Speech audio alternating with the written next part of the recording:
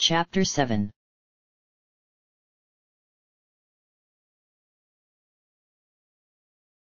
Entry.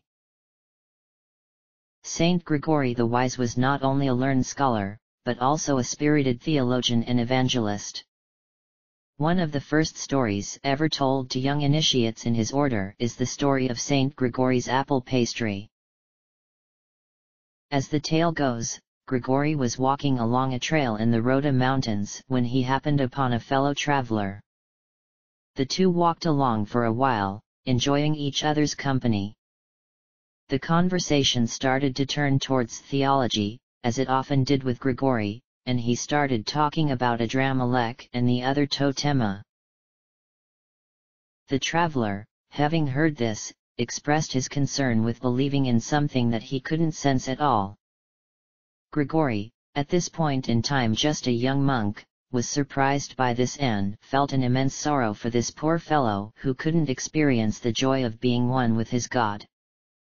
He then endeavored to find a way to explain this feeling of faith to the fellow. After walking a while, the two decided to stop for a snack. Seeing the food, Gregory finally found a way to communicate the concept of faith to the man. After their meal, Gregory asked the man if he had had lunch. The man said yes, and Gregory asked what he had had. The man spoke of his lunch, but especially of a particular apple pastry he had eaten of more than adequate deliciousness. The man went on about its flaky crust and sweet filling. Gregory told the man he didn't believe in the apple pastry as he had no way of sensing it. The man was rather insulted that he didn't believe he had eaten the pastry as he had told him outright, along with the fact that it was sitting in his belly. Gregory told him that his apple pastry was much like faith, and only after having experienced it could he properly know what it was. He then asked if the man would follow him as a disciple so that he too would taste the apple pastry of faith. The man did, and soon became a close friend and companion of Saint Gregory. It is for this reason that Theodore O'Rourke, Gregory's first disciple, is the patron saint of bakers. End of entry.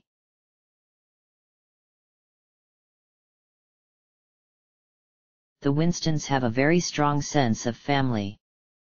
They also have a strong sense of privacy.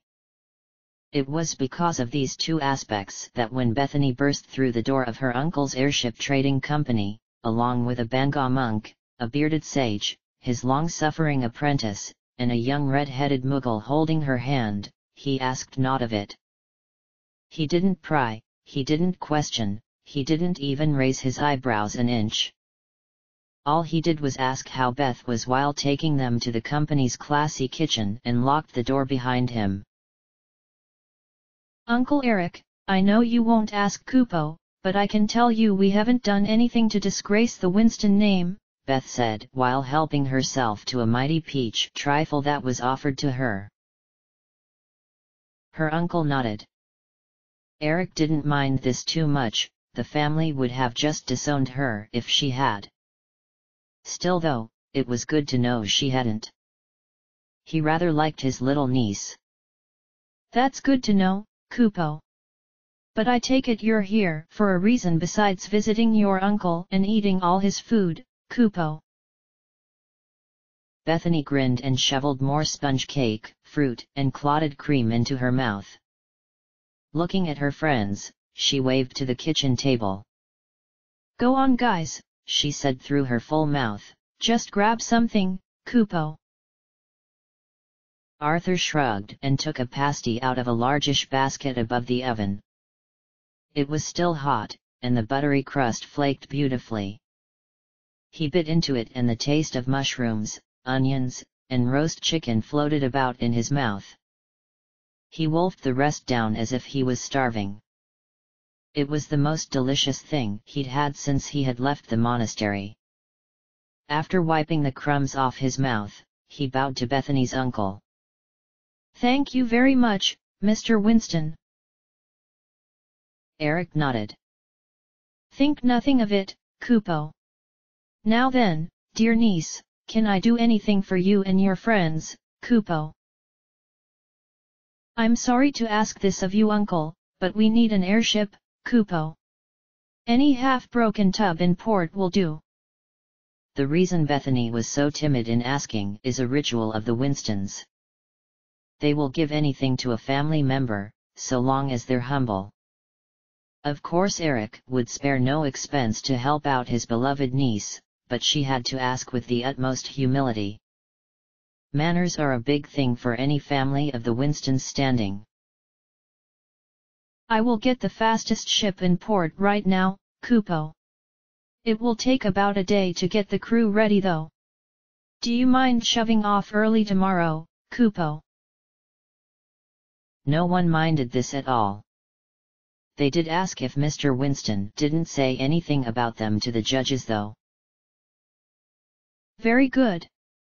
I'll have Rachel show you to your quarters, Kupo. With that, a young new Mao stepped into the kitchen. She had long silvery hair pulled into a thick braid that went down her slender shoulder. She looked at the party with luminous green eyes and bowed. I'll escort you to the guest floor. If you'll just follow me, she said as she beckoned them up the steps to the next floor. As they climbed up, Roland's eyes never once left their hostess. Oh geez, master, sighed Matt. Please hold back your womanizing ways for the time we're here, please. Ignoring his apprentice, Roland tapped the new Mao girl on her shoulder. I beg your pardon, young miss, but I'd like to ask you a question. Were you named after someone in your family you know of? Why yes, as a matter of fact, Rachel said, too good a hostess to say how odd the question was. My great-grandmother was named Rachel. She was an amazing white mage. She even joined up with Clan Nutsy. That's very impressive, Roland said, his voice a bit distant. Is there a particular reason you were named after her? My mom said I had her grandmother's eyes, Rachel said, smiling a bit. Her eyes were quite attractive, like two exquisite emeralds. Arthur heard Roland say, "You really do," under his breath. Is there any reason you asked, pardon my asking? Rachel asked, her curiosity getting the best of her. Do you think we're related? In a manner of speaking. With this, Roland keeled over and fainted. Now this wouldn't have been too big a problem under normal circumstances. As it was though, they happened to be on steps. The old sage rolled down one flight, hit a wall, rolled down another flight, and bowled over a poor scullery maid who had been washing dishes in the sink. Suds and large kettles flew into the air and the new Mao himself was buried under a pile of soapy plates. Quite hilarious, really. Matt sighed. Pardon me, Miss Rachel. With that, he went down the stairs, hoisted his master over his shoulders, and climbed up the stairs again. Arthur shook his head yet again. Sometimes he wondered if Matt was human. Master's had a long day. Fair enough, said Rachel, slightly flustered. At any rate, here's the guest suite. Please make yourself comfortable. The place was, in a word, classy. Everything was subdued, with a creamy bluish paint job to the walls and 3 rooms. There was also a lounge/kitchen in the middle with one of those 3-piece furniture sets that's actually worth the ridiculous price tag. I don't think that will be a problem, Miss Rachel, Arthur said, gazing in disbelief at the richness of the place. Matt and Joseph were marveling at the treasures of the Winston household as well. Kupo, did you see Mr. Winston's tooth? The Mughal engineer exclaimed as he flopped onto the huge couch. It was tipped with an antlion eye pink diamond. There's only 5 in the whole world and they're all flawless. They change hands for the gross income of the entire continent, Kupo. And Kupo, this couch feels like I'm lying on a cloud. That's nothing, Matt said, joyous disbelief shining in his eyes. Look at this. He turned a small spigot on the kitchen sink and a red liquid sprung up from it. He has booze piped up to the sink. There's a spigot for wine, ale, whiskey, and one marked WR. Beth giggled as she heard that. I really wouldn't dare trying that unless you have a death wish, Kupo. I really wouldn't. That's Uncle Eric's special Winston rye.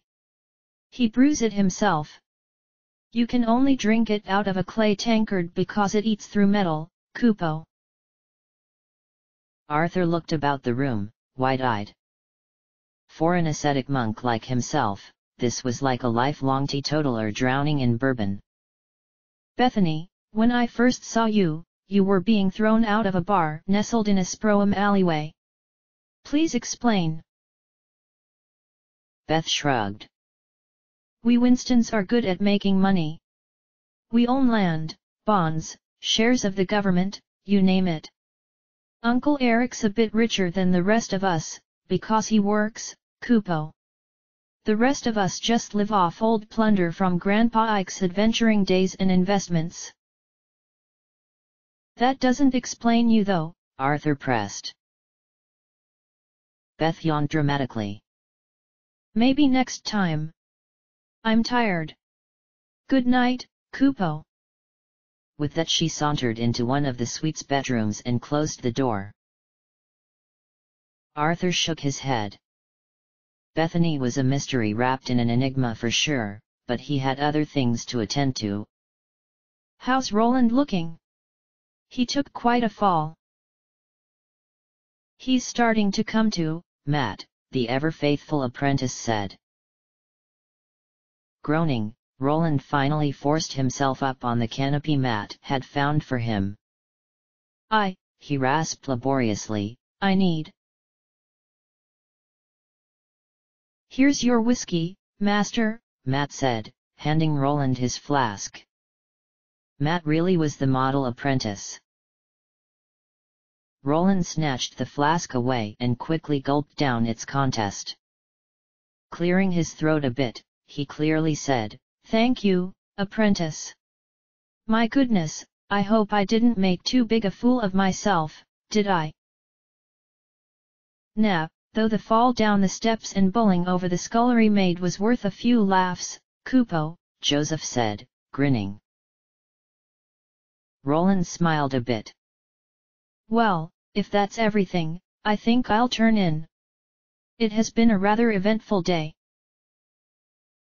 Arthur held up his hand. Hold it. I don't want to pry, but there seems to be a connection between you and that young girl, Rachel. If you don't mind explaining, I'd be interested in knowing what it is. The sage airily waved his hand. Just a bit of reverse repressed amnesia. Nothing out of the ordinary. Matt snorted a derisive laugh at this statement. You really didn't answer the question, Roland. Kupo, now I really want to know, Joseph said, looking expectantly at the beleaguered new Mao. Roland sighed. Well, I suppose I won't be able to get any amount of sleep until I talk, will I? Apprentice, put the kettle on. This will take a while.